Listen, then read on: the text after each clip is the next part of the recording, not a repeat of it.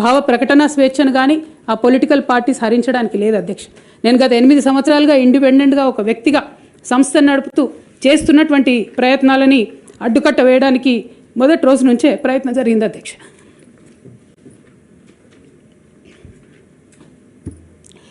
కానీ ఎక్కడ కూడా నేను తెలంగాణ బిడ్డలని తెలంగాణ ప్రజల్ని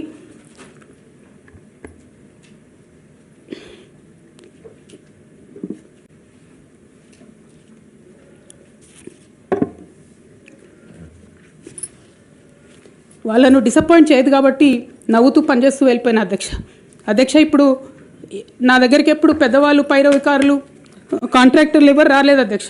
నేను ఎప్పుడు కూడా పేద ప్రజల మధ్యలోనే ఉండి పనిచేస్తున్నాను అధ్యక్ష. నా దగ్గరికి వచ్చినటువంటి బీడీ కార్మికులు కావచ్చు, బీడీ టేకేదారులు కావచ్చు, అంగన్వాడీ టీచర్లు కావచ్చు, ఆశా వర్కర్లు కావచ్చు, ఐకేపీ ఎంప్లాయీస్ కావచ్చు అధ్యక్ష, అదేవిధంగా జిహెచ్ఎంసీ కార్మికులు కావచ్చు అధ్యక్ష, టీచర్లు కావచ్చు అధ్యక్ష, నిరుద్యోగులు కావచ్చు, ఆడబిడ్డలు కావచ్చు, సింగరేణి ఉద్యోగులు కావచ్చు, కరెంట్ ఎంప్లాయీస్ కావచ్చు, ఎవరు వచ్చినా అధ్యక్ష నేను కాదనకుండా నాకెంత వీలైతే అంత పనిచేసి పెట్టేటటువంటి ప్రయత్నం చేసిన అధ్యక్ష.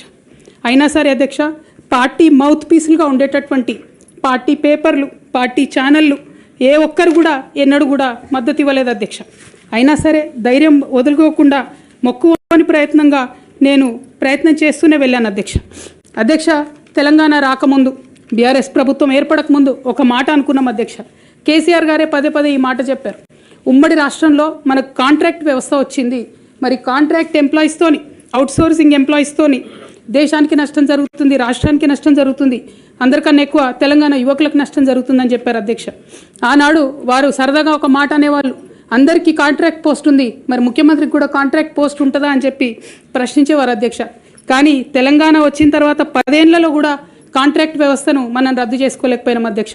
అది కాకుండా అవుట్సోర్సింగ్ ఎంప్లాయీస్ అవుట్సోర్సింగ్ వ్యవస్థను పెంచి పోసిపోయినాం అధ్యక్ష. బాధతో చాలా ఆవేదనతో నేను ఈ మాటలు చెప్తా ఉన్నా అధ్యక్ష. తెలంగాణ సమాజానికి ఏదైతే ప్రశ్నించడం నేర్పించినటువంటి బీఆర్ఎస్ పార్టీ అధ్యక్ష, అంతర్గత వేదికలలో అనేక సందర్భాలలో నేను ప్రశ్నిస్తే అధ్యక్ష నా మీద కక్ష కట్టారు అధ్యక్ష. కేసీఆర్ గారు చుట్టూ ఉన్నటువంటి కొందరు వ్యక్తులు తప్పక చెప్తున్నాను అధ్యక్ష ఈ మాట.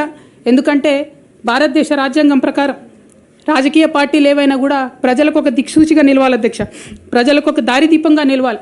పార్టీలోనే అంతర్గత ప్రజాస్వామ్యం లేకపోతే రాష్ట్రంలో ఎట్లా ప్రజాస్వామ్యం ఉంటుందనే విషయాన్ని కూడా మనందరం గమనించాలి కాబట్టి మాట చెప్తా ఉన్నాను అధ్యక్ష. మరి కక్షగట్టి నన్ను ప్రశ్నించినందుకు పార్టీ నుండి బయటకు పంపించారని చెప్పి చెప్పక తప్పదు అధ్యక్ష. మొదటి సంవత్సరం నుంచే రాష్ట్ర స్థాయి నిర్ణయాలలో ఎక్కడ కూడా నా పాత్ర లేకుండా కట్టుబడి చేసినారు అధ్యక్ష. ఇవాళ ఆనాడు బాధపడ్డా ఇవాళ నేను సంతోషపడతా ఉన్నా అధ్యక్ష. ఎందుకంటే అధ్యక్ష ధర్నా చౌక్ రద్దు చేయడం అనేటటువంటిది ప్రజాస్వామిక హక్కుల్ని కాలరాయడంలో మొదటి మెత్త అధ్యక్ష. ఆనాడు ఇంటర్నల్గా ఎంత ప్రొటెస్ట్ చేసినా కూడా రాష్ట్రం వచ్చింది, ఇప్పుడు ధర్నాలు ఎందుకు, దరఖాస్తులు లేవు, ధర్నాలు లేవు, అన్ని పనులు చేసి పెడతామని చెప్పుకుంటూ వెళ్ళడం జరిగింది అధ్యక్ష. అట్లానే రైతులకు జరిగినటువంటి అక్రమ అరెస్టులు అధ్యక్ష, ఇవాళ ఒక్కొక్క దగ్గర నుంచి రైతులు మాట్లాడుతూ ఉంటే బాధ తట్టుకోలేకపోతున్నాం అధ్యక్ష. అదేవిధంగా పార్టీలో జరుగుతున్నటువంటి అవినీతి అధ్యక్ష, ప్రభుత్వంలో జరుగుతున్నటువంటి అవినీతిని ఎప్పటికప్పుడు నేను వారి దృష్టికి తీసుకెళ్లడం జరిగింది అధ్యక్ష. అమరజ్యోతి నుంచి మొదలు పెట్టుకుంటే అధ్యక్ష, అంబేద్కర్ విగ్రహం దగ్గర నుంచి మొదలు పెట్టుకుంటే అధ్యక్ష, సెక్రటేరియట్ నుంచి మొదలు పెట్టుకుంటే అధ్యక్ష, కలెక్టరేట్లలో కూడా తీరని అవినీతి జరిగిన మాట ముమ్మాటికి వాస్తవం అధ్యక్ష. దీనికి పెద్ద ఉదాహరణలు సిద్దిపేట సిరిసిల్లలో కట్టినటువంటి కలెక్టరేట్లు 2 వచ్చినటువంటి మొదటి వర్షానికే 2 కూడా మునిగిపోయినాయి అధ్యక్ష. ఆ విజువల్స్ అందరం కూడా మనం చూడడం జరిగింది. ఇక సిద్దిపేటలో సిరిసిల్లలో కట్టిన కలెక్టరేట్లకే దిక్కు లేకపోతే మొత్తం రాష్ట్రంలో కట్టినటువంటి అన్ని బిల్డింగ్లు ఎట్లుంటాయన్న విషయాన్ని కూడా ఒకసారి తెలంగాణ ప్రజలు ఆలోచించుకోవాలి అధ్యక్ష. ఒక పక్క నిజం మాట్లాడే వాళ్ళను, సూటిగా మాట్లాడే వాళ్ళను, ఉన్నది ఉన్నట్టు చెప్పే వాళ్ళను రిస్ట్రిక్ట్ చేయడమే కాకుండా అధ్యక్ష ఉద్యమకారుల విషయంలో తీరని నిర్లక్ష్యం గురైంది అధ్యక్ష. అనేక సందర్భాల్లో నేను పార్టీ నాయకులని, పెద్ద నాయకులను కూడా అనేక సందర్భాల్లో అడిగిన అధ్యక్ష. వేరే విధంగా సహకరించకపోతే, వేరే విధంగా వాళ్ళకి హెల్ప్ చేయలేకపోతే కనీసం సీఎం రిలీఫ్ ఫండ్ కింద మనిషికి 10 లక్షలు ఇద్దాం, ఎక్కడోళ్ళు అక్కడ సెటిల్ అయిపోతారు అధ్యక్ష అని కూడా అడిగినాం అధ్యక్ష. అది కూడా చేయలేదు. 43 లక్షల మందికి పెన్షన్లు ఇస్తున్నామని గర్వంగా మనం చెప్పుకుంటున్నాం.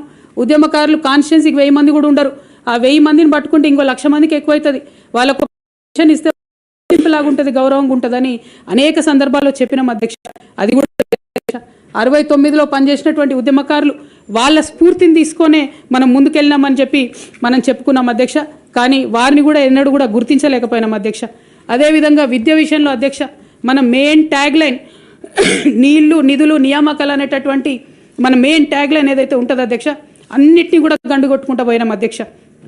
విద్య విషయంలో నియామకాల విషయంలో అన్ని విషయాల్లో అదే జరిగింది అధ్యక్ష. అదేవిధంగా కొందరు ప్రజాప్రతినిధులు చేస్తున్నటువంటి దురాగతాలని కూడా ఎప్పటికప్పుడు నేను అధిష్టానానికి చేరవేసిన అధ్యక్ష. దాని మీద ఎటువంటి చర్యలు లేవు అధ్యక్ష. దానికి ప్రత్యక్ష నిదర్శనం ఇసుక దందాల్లో చేసినటువంటి అక్రమాలతోని నేరేళ్ల లాంటి దురాగతాలు జరిగినాయి అధ్యక్ష.